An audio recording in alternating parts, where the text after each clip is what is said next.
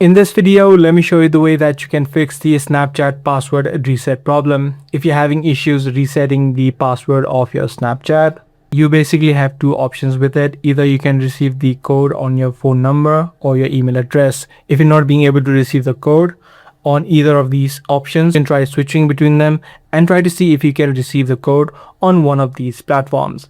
Now, if this is not the issue for you, what you can also try out is try to use the web version of Snapchat and try to see if you can now receive the code and try to reset the password.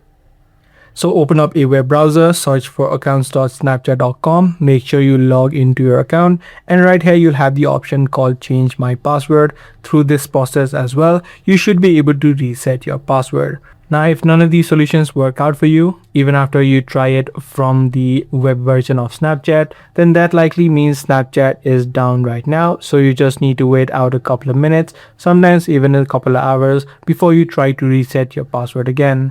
I do hope this guide video did help you out. If it did, be sure to subscribe, share, and also give this video a thumbs up.